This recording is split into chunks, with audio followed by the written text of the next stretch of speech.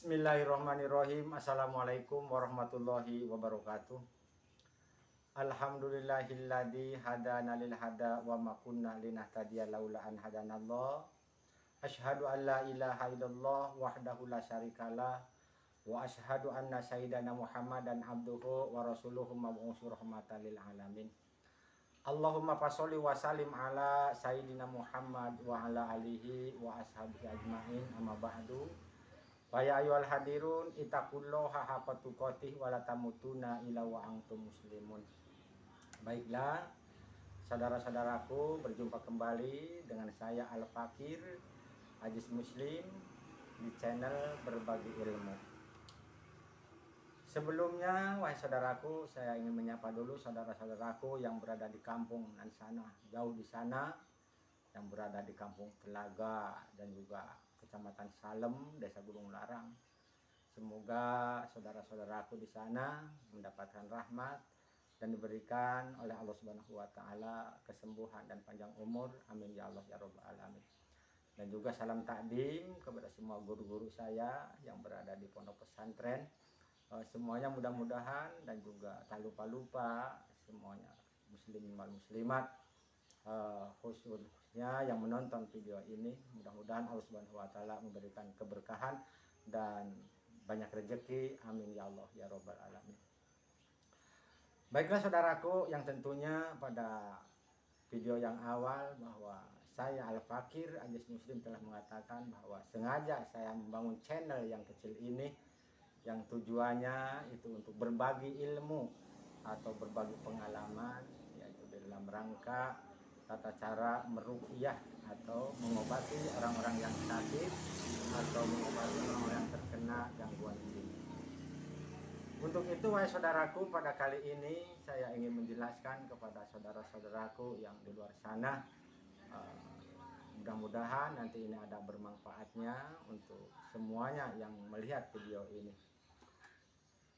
Yang pertama, wahai saudaraku, yang ingin saya jelaskan adalah ketika ada seseorang yang terganggu, yaitu gangguan jin di tubuhnya, wabil khusus kepada para peruqyah, saya mengingatkan lebih baik adalah tahu yaitu tempat persembunyian jin itu yang berada di tubuh si pasien atau tubuh seseorang yang terkena gangguan.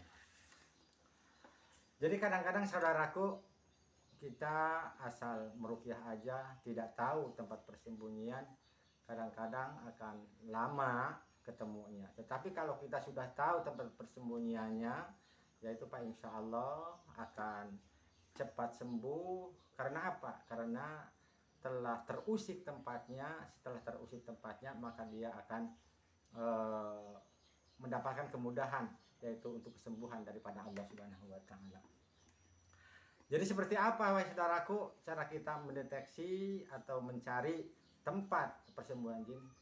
Yang pengalaman saya yang sudah adalah ketika kita meruqyah, pertama kita harus tahu tempat persembunyiannya. Kadang-kadang yang pernah saya bilang dalam video yang lalu, ada di bagian perut, kebanyakan itu di bagian sebelah kiri. Kalau di perut sebagian kiri, wahai saudaraku, coba usahakan untuk menekan perut bagian kiri, biasanya agak dalam.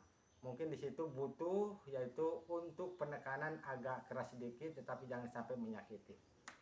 Maka ketika telah tersentuh tempat persembunyian itu, hadirin, padahal kita cuma hanya menekan sedikit, maka dia akan terasa kesakitan, bahkan kebanyakan menjerit-jerit seolah-olah orang sedang kayak orang sedang dipukulin, padahal tidak dipukulin, cuma hanya ditekan sedikit sambil kita membacakan ayat-ayat Allah Subhanahu wa taala.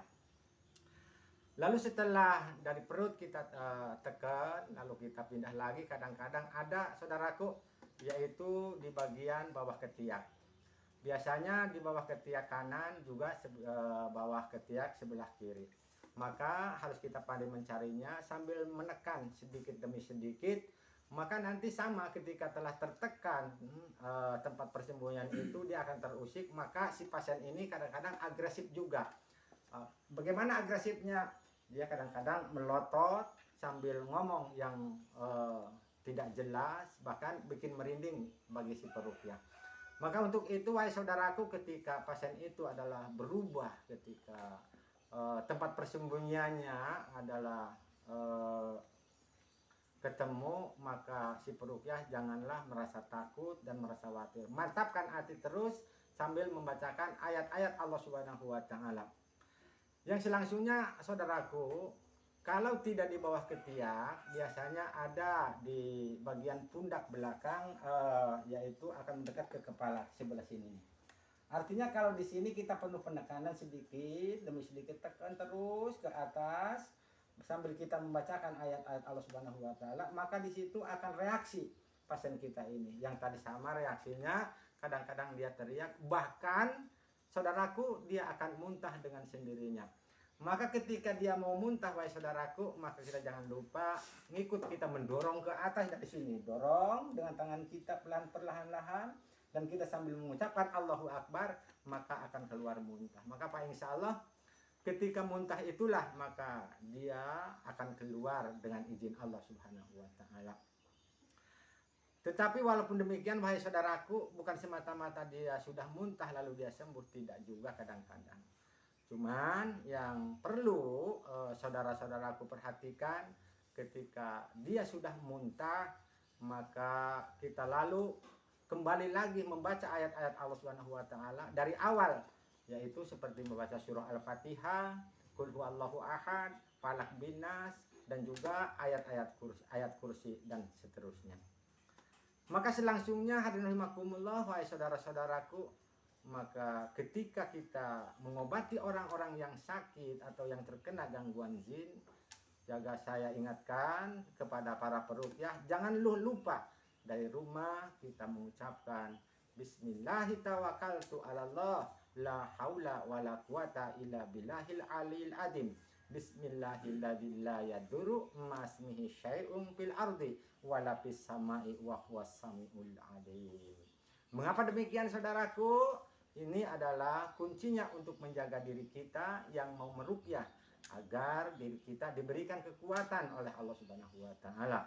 Yang satu lagi saya ingatkan pada saudara-saudaraku, ketika mau meruqyah, hilangkan rasa angkuh dan sombong, serahkan kepada Allah Subhanahu wa taala yang pada dasarnya wahai saudaraku, di dunia ini tidak ada yang sempurna, tidak ada yang gagah. Kegagahan, kesempurnaan adalah hanya milik Allah Subhanahu wa taala. Jangan sombong wahai saudaraku, sebab kesombongan adalah akan dijatuhkan oleh Allah Subhanahu wa taala. Tawaduklah kepada Allah sebagaimana kata Rasulullah sallallahu alaihi wasallam, man tawaddo'a rafa'ahullah. Barang siapa yang bertawadhu, maka akan diangkat oleh Allah Subhanahu wa taala. Tetapi kebalikannya, wa man takabbara wada'ahullah. Barang siapa yang takabur, ujub ria, maka akan dihinakan oleh Allah Subhanahu wa taala. Untuk itu saya ingatkan kepada saudara-saudaraku yang mau meruqyah, hilangkan rasa angkuh, rasa sombong, datangkan rasa keikhlasan dan tawadu kepada Allah, maka insya Allah pasien yang kalian hadapi atau pasien-pasien yang kita ruqyah akan mendapatkan kesembuhan daripada Allah Subhanahu wa taala. Sekian, semoga bermanfaat, dan jangan lupa sholawat kepada baginda Muhammad Rasulullah Sallallahu Alaihi Wasallam. Dengan kita memperbanyak sholawat kepada Rasul, maka insya Allah kita akan mendapatkan syafaat daripada Rasulullah Sallallahu Alaihi Wasallam. Allahumma salli ala Muhammad ya Rabbi, salli alaihi wa sallim. Allahumma salli ala Muhammad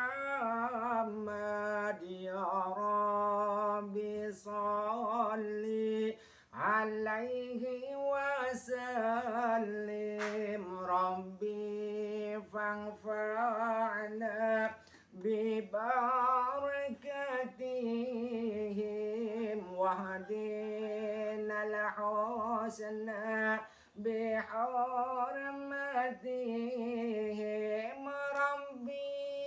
فاغفرنا ببركاتهم واهدنا الحسنى bihormatihim. Alhamdulillahirobbilalamin. Wahai saudaraku, semoga kita mendapatkan kesembuhan daripada Allah Subhanahu wa taala. Dan sebelum saya mengingatkan pada saudara-saudaraku, jangan lupa subscribe, like dan komen. Sebab subscribe dan komen itu adalah gratis. Mudah-mudahan Allah Subhanahu wa taala mengabulkan doa-doa kita. Amin ya Allah ya rabbal alamin. Wassalamualaikum warahmatullahi wabarakatuh.